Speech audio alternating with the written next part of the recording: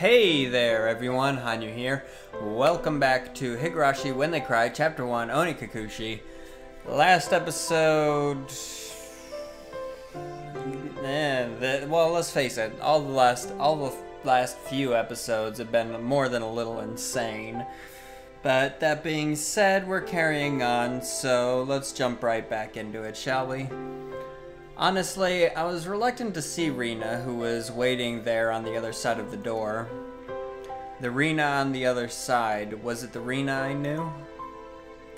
I couldn't keep her waiting. I needed to do things as usual. Morning! An invigorating greeting filtered in from across the doorway. I came since Keiichi-kun was a bit late. He will be okay today, I wonder? The manner in which Rina was concerned was without a doubt the Rina I knew. But that was probably only if I reciprocated. Forget everything from yesterday. Pretend as though nothing had happened. Forget about the gruesome dismemberment. Forget about the mysterious deaths that happened the following years. Forget about the people falling to their death and the terminal illness and suicide and the lynching and the disappearances. Forget it. Forget all of it. Forget that Rina and Mion were scary. Of course, forget it all. Forget about everyone. Forget about the mochi, too. Forget. Rina once again asked to make sure. Can you make it to school? Yeah, I'm fine. Great! Then let's go. Mi-chan is waiting. Rina showed me her usual bright smile. I couldn't find a hint of deceit in her expression. My nervousness dissipated, giving way to relief. And then... Okay, never mind. For a second there, I thought she was gonna go void eyes on me. And then I'd be like, well, shit. But you see, Satoko-chan was so insistent she could do it. As we were walking, Rina talked about a lot of different stuff, more so than usual. Then?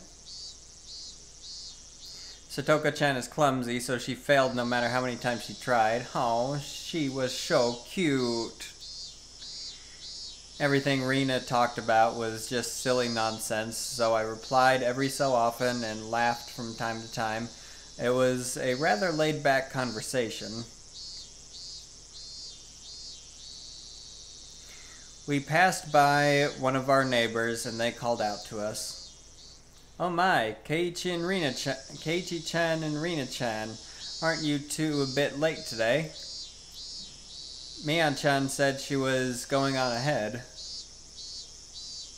Uh-oh, did Mi-chan look mad, I wonder? We need to hurry up, Keiichi-kun.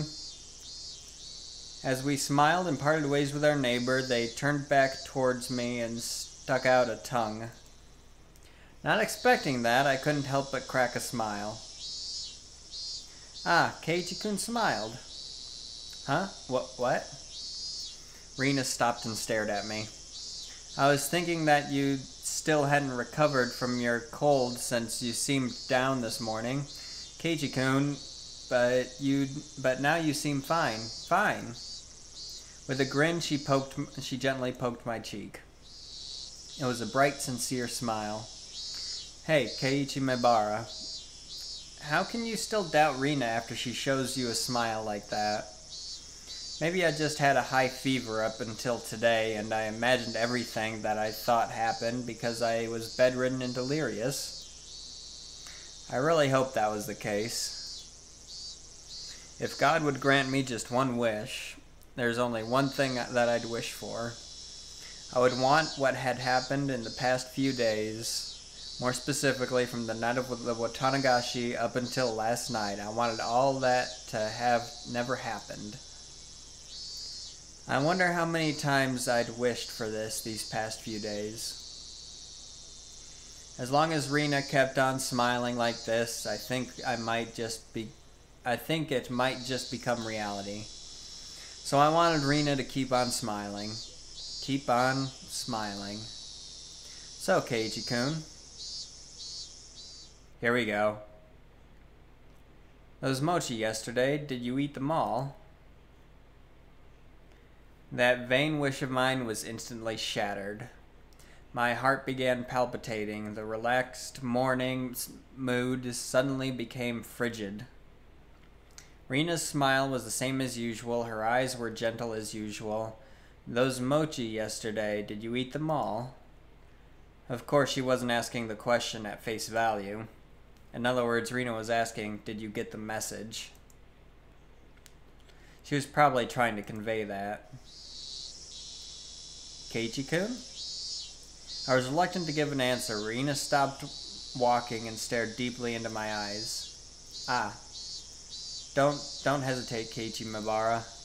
Rina was acting the same as always, wasn't she? I needed to respond in my usual way. Naturally, of course. But both my throat and my mouth had gone dry, and my lips were stuck together. Hurry and answer, Keiichi. Not much time had passed. I could still keep the conversation going naturally. I had to say something quickly. D? Rina playfully mimicked what I said when I finally squeaked something out. Rina's reaction was still normal. It seems that there wasn't as long of a pause as I had thought. Somehow I finally squeaked out the rest. Delicious. However, my strained efforts neither sullied nor brightened Rina's expression. For a moment I panicked, thinking I had replied incorrectly. But after a few moments, Rina broke into her usual soft smile and giggled with a joyful voice that seemed to echo through the morning air. Being strung along by that laugh, I couldn't help but laugh as well. I see.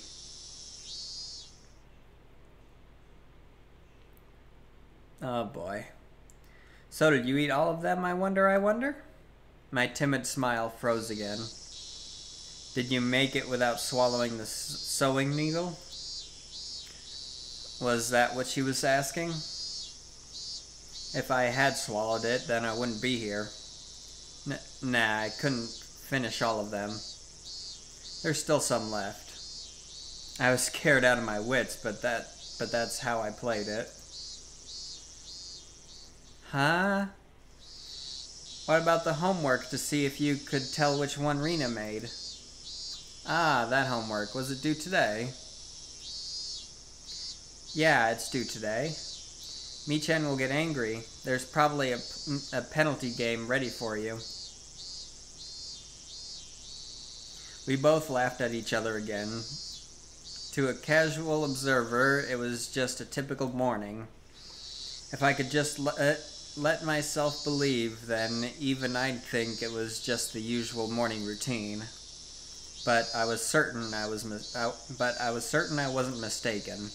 There was something unimaginable buried beneath the facade of this giggling Rina. Lies! I recalled that unexpected piercing voice that I could hardly believe came from Rina's mouth. The moment that image crossed my mind, I felt a cold sweat trickle down my back. Was it only at that particular time that something evil had possessed Rina? No, that was wrong. That was still Rina. Uishi-san told me, didn't he? Actually, I looked in...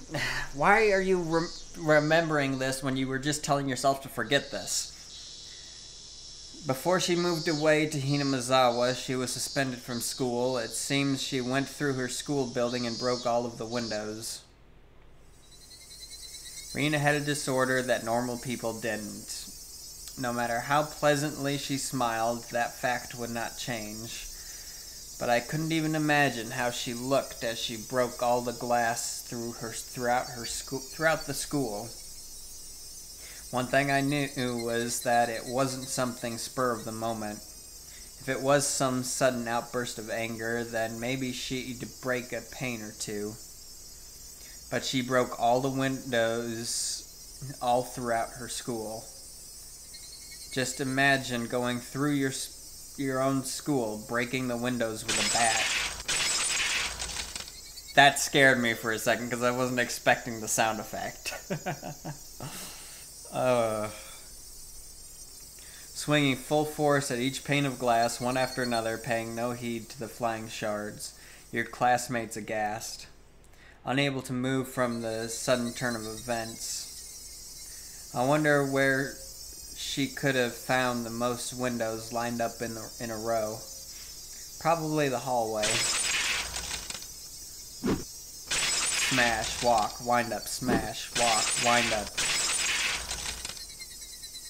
It was difficult for me to connect that horrifying image with the Rena smiling at me right now, but I just had to imagine it. Impossible because it was unimaginable. That naive way of thinking no longer worked.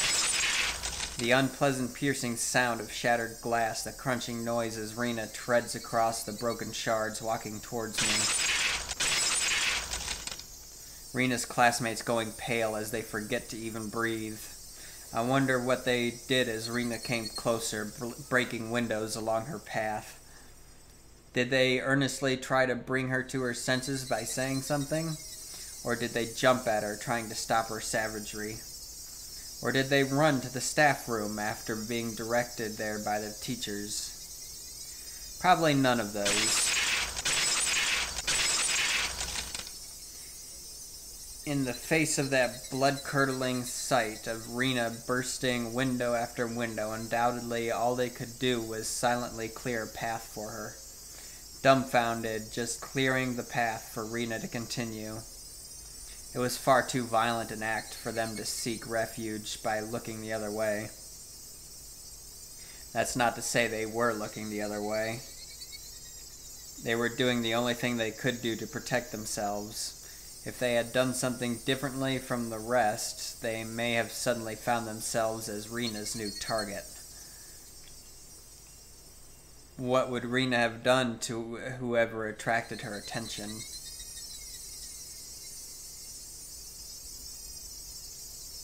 The answer was obvious. She would have undoubtedly acted according to her whims. Meaning I would, be the next window.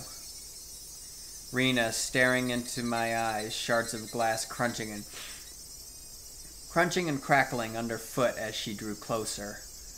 I was also drawn into her eyes, paralyzed.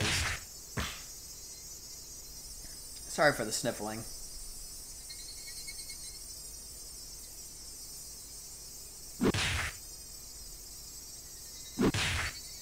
Oh my. Then Rena struck me with the bat over and over again like I was one of those windows. I crouched down on the floor, desperately protecting my head. Rena didn't care whether it was my head or my back. Zealously, she hits me again and again.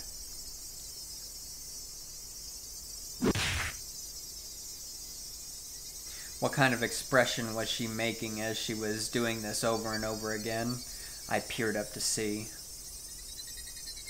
Her expression was so indifferent it was completely unnerving. It's because no matter how many times she struck me, I didn't make as pleasant a sound as the other windows.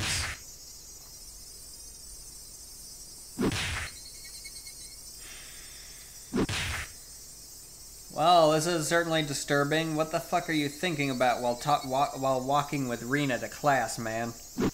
You told yourself over and over again to forget this shit, and now you're playing it out with you as a victim in your head.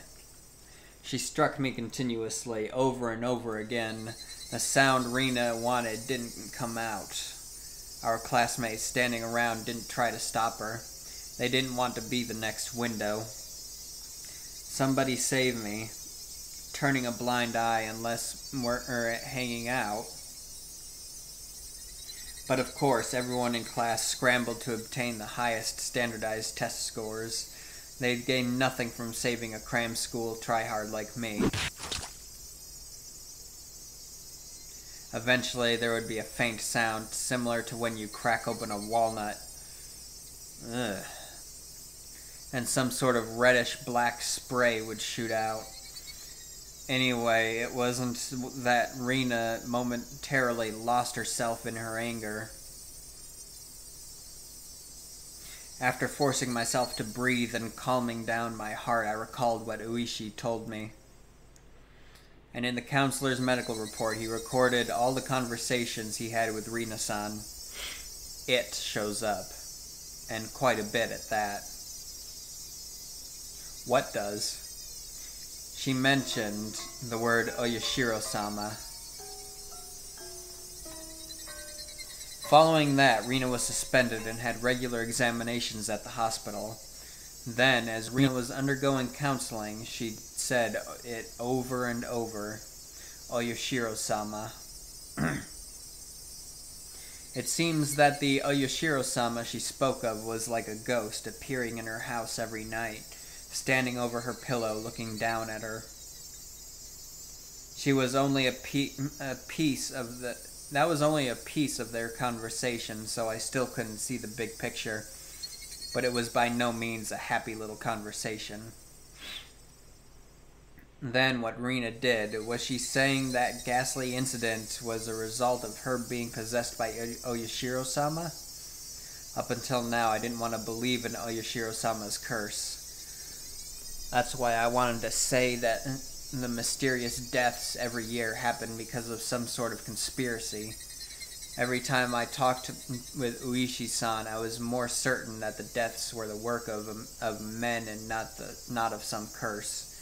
Except it was the people participating in the incidents, my friends, were somehow deeply connected. Excuse me. Sorry.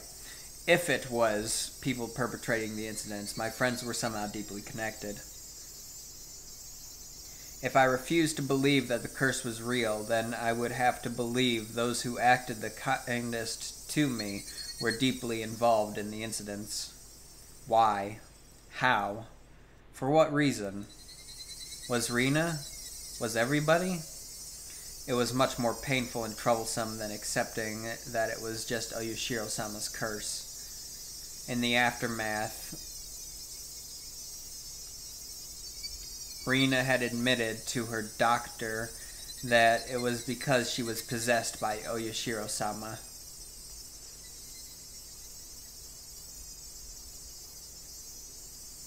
I felt a strange sense of relief from that, so that's how it was. There wasn't a second side to Rina. She did that because she was possessed by something strange, like Oyashiro-sama. It wasn't Rina's fault. Oyashiro-sama was the one to blame. I knew. This was all backwards. Refusing to believe there was a curse, I wanted there to be a human perpetrator. Now that my close friends were the ones under suspicion, I changed my beliefs at my own convenience, saying it was Oyashiro-sama's curse to blame. Which was the better choice, accepting Oyashiro-sama's curse exists, or that Rina and the rest of them were deeply involved in the string of mysterious deaths? I didn't want to think about it. If I just didn't think about it, I'd be able to continue the same way as always. I wanted to believe that, but that was no longer possible. I had received their message. It was pathetic of me to try and bend the meaning to my own convenience, regardless of my opponent being a human or curse. I won't let it kill me. As if I would just bend over and give in, for no good reason at all. Keiichi-kun, you've been making a really weird face. Why, I wonder? Inhaling sharply upon hearing Rina's voice, I came back to my senses. Before I had realized it, we were already at the entrance. Shaking my head a few times, I exorcised all those terrifying thoughts. No matter how you looked at it, there's no way Rina could have done such terrible things. It was like I was trying to placate myself. I think it's placate. Anyway. No, it's placate. Placate, placate, placate, placate. Anyway.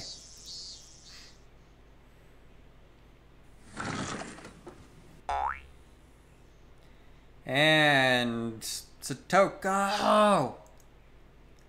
As I slid the door open, a blackboard eraser loaded with chalk dropped down on my head the moment I stepped into the classroom. The chalk dust went into my eyes, inducing a brief moment of agony. Oh ho ho ho ho ho! How befitting of the truant Keiichi-san. Good morning to both of you, Keiichi and Rina. Good morning, Satoko-chan, Rina-chan. Not quite in the mood for it, I didn't really react to Satoko's trap. Satoko braced herself as I passed by, expecting me to attack her. She seemed a bit disappointed as I simply walked by silently. What is this? How discouraging indeed. Keiichi doesn't seem to be back to his usual self yet. Yeah, take it easy on him for today, okay? Suddenly there was a slap down on my shoulder. It hurt a bit. Hey, Kei-chan, did you get enough rest? It was Mion. My mind was full of the stuff about Rina, but Mion was also a party of interest. Remember, Keiichi, that hawkish gaze from yesterday. Yeah, morning.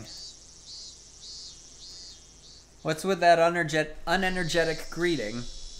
Did you eat the mochi I brought you? Because I ate them, I'm like this. Those words were itching to be blurted out. I really just didn't have the appetite. I ate a few, but quite a lot were left over. Huh? What about the homework? Do you have an answer for which one was Rina's? Can't believe you'd forget your homework, Keiichi-kun. Sheesh. Then we can't help it. Time for your penalty. That was weird. Flashing a lurid smile, Mion returned to her seat. There was nothing from our exchanges that would cause our classmates to suspect anything was amiss. But of course, anyone listening to our conversations up until this morning wouldn't see anything suspicious. That was why it was so frightening. They acted in a way that, regardless of whatever happened to Keiichi Maebara, no one would ever suspect them. That fact had me terrified. Soon the teacher came. After she asked how I felt and took attendance, another dull, ordinary day began.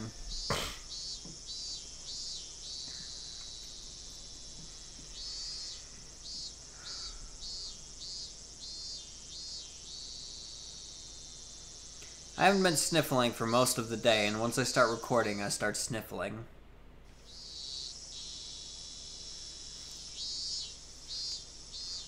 This free study period was a convenient time to consider where I stood.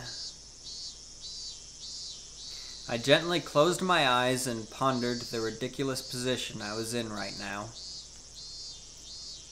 First of all, what I shouldn't forget was how dangerous of a situation I was in. I had fallen out of favor with them.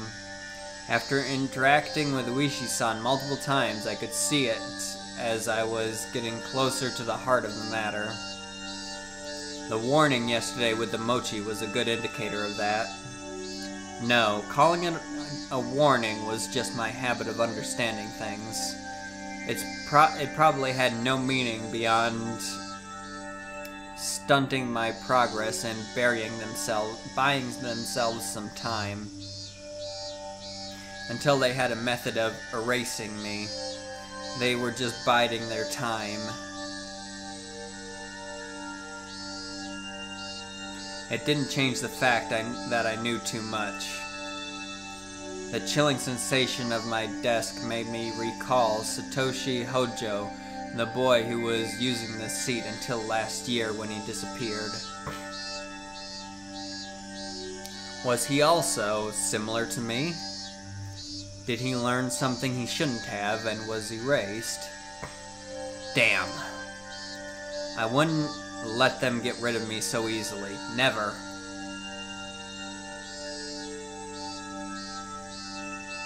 But were they really trying to kill me? I've had these contradictory feelings for a while now, even though I suspected them. I felt I had to cover for them. With all of their suspicious behavior, a morning like this just made it all seem like an elaborate hoax. That's just what I want to believe. Doubting my friends, covering for them, my life was in danger. Or was it? Actually, I was debating the wrong point. Given my current situation, these points were something that should have been deliberated on a long time ago.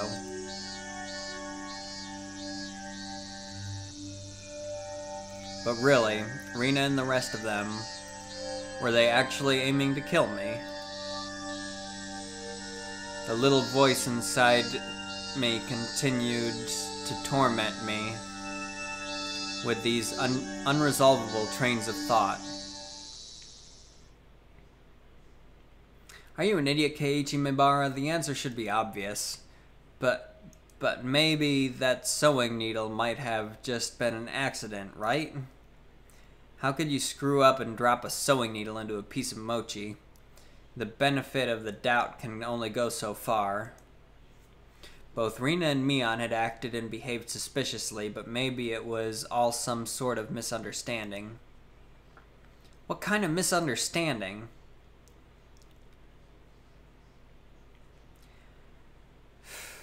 It wasn't just suspicious, it was outright ludicrous, right? Rena had just corrected me for lying, and Mion only asked me about what I had for lunch. Rena was standing outside our door eavesdropping for a good hour, you know. She was probably just waiting for my phone call to end. For a whole hour outside your room. And is it normal to go home afterwards without saying anything? You heard from Oishi-san, didn't you? About what Rena did at her former school? But at the hospital, she said it was Oyashiro-sama's fault. Cut it out, Keiichi Mibara. Do you realize they're out to kill you? I inadvertently blurted those words out loud. Hearing myself say that so directly left me dumbfounded for a few moments. Afterwards, I had to look around to check if anyone else had heard it. My little soliloquy cut a little too close to the truth. Even though I could feel the murderous intent from Rena and the others, part of me somewhere was still trying to deny that.